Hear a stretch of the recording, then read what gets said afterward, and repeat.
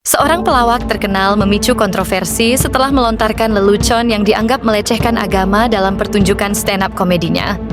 Video candaan tersebut viral di media sosial, memicu kemarahan publik dan kecaman dari berbagai pihak, termasuk organisasi keagamaan.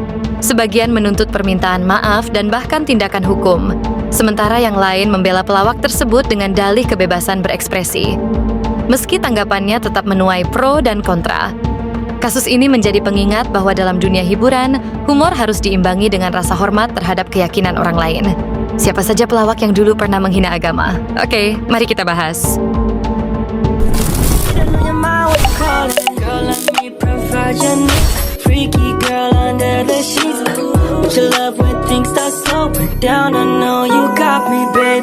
Yang kelima ada Rizky Firdaus. Rizky Firdaus atau Uus, seorang komedian dan selebritas media sosial, beberapa kali menjadi sorotan karena pernyataan dan candaan kontroversial yang dianggap menyinggung agama.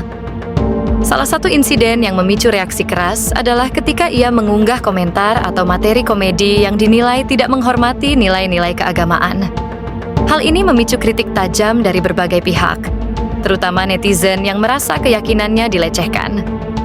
Akibat kontroversi tersebut, Uus sempat kehilangan pekerjaan di beberapa program televisi dan menghadapi gelombang hujatan di media sosial. Namun, dalam berbagai kesempatan, Uus juga telah memberikan klarifikasi bahwa maksud dari pernyataannya bukan untuk merendahkan agama, melainkan bagian dari kebebasan berekspresi dalam dunia komedi. Meski demikian, kontroversi semacam ini tetap menjadi perdebatan antara batasan kebebasan berbicara dan penghormatan terhadap nilai-nilai keagamaan di Indonesia. Yang keempat ada Ernest Prakasa. Ernest Prakasa, seorang komedian dan sutradara ternama di Indonesia, pernah menjadi sorotan karena pernyataannya yang dianggap menyinggung agama. Salah satu insiden yang paling kontroversial terjadi ketika ia mengomentari tokoh agama tertentu di media sosial. Ungkapannya memicu reaksi keras dari berbagai pihak, termasuk kritik dari tokoh masyarakat dan warganet yang menilai pernyataannya tidak pantas. Menyadari dampak dari ucapannya, Ernest kemudian memberikan klarifikasi dan permintaan maaf secara terbuka. Ia menjelaskan bahwa tidak ada niat untuk menghina atau menyinggung pihak manapun, melainkan hanya menyampaikan opininya secara pribadi. Meskipun demikian, peristiwa ini tetap menjadi perbincangan luas dan menjadi pelajaran penting tentang bagaimana figur publik harus lebih berhati-hati dalam menyampaikan pendapat, terutama yang berkaitan dengan isu sensitif seperti agama. Namun, apakah permintaan maaf tersebut cukup untuk meredakan kontroversi? Ataukah kasus ini justru meninggalkan jejak panjang dalam karier Ernest? Bagaimana menurut kalian? Yang ketiga ada Coki dan Tretan Muslim. Coki Pardede dan Tretan Muslim, dua komedian yang dikenal dengan humornya, pernah membuat konten yang memicu kontroversi besar. Dalam video mereka, keduanya bereksperimen mencampurkan kurma dengan minuman keras, sesuatu yang dianggap sensitif bagi sebagian masyarakat, terutama umat Muslim. Meskipun niat mereka mungkin hanya sebatas komedi dan eksplorasi rasa, banyak pihak menilai tindakan itu melecehkan nilai-nilai agama. Akibatnya, mereka mendapat kecaman luas, terutama dari kelompok religius, yang menuntut permintaan maaf dan bahkan pelarangan konten mereka. Kasus ini menunjukkan bagaimana batas antara komedi dan penghinaan bisa menjadi tipis, terutama di Indonesia yang memiliki masyarakat dengan nilai-nilai religius yang kuat. Yang kedua, ada Andre Taulany.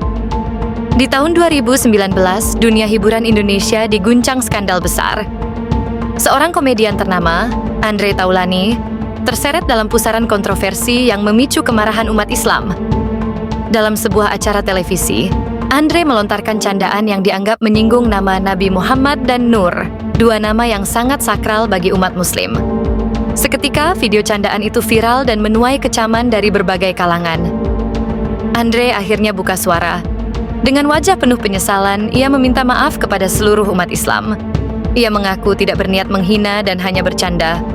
Namun, apakah permintaan maafnya cukup untuk meredam kemarahan publik?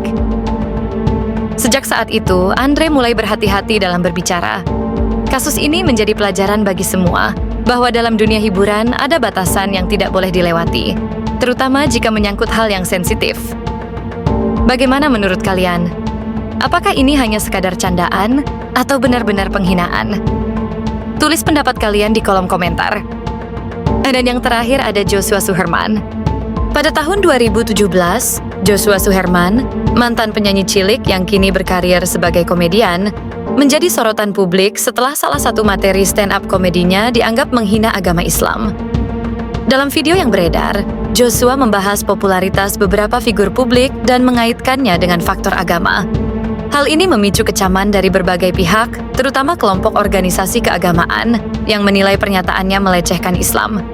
Kasus ini bahkan sempat dilaporkan ke pihak berwajib, namun tidak berujung pada proses hukum lebih lanjut. Joshua kemudian menyampaikan permintaan maaf, menjelaskan bahwa tidak ada niat untuk menyinggung agama manapun. Insiden ini menjadi salah satu contoh bagaimana kebebasan berekspresi dalam komedi dapat bersinggungan dengan isu sensitif di Indonesia.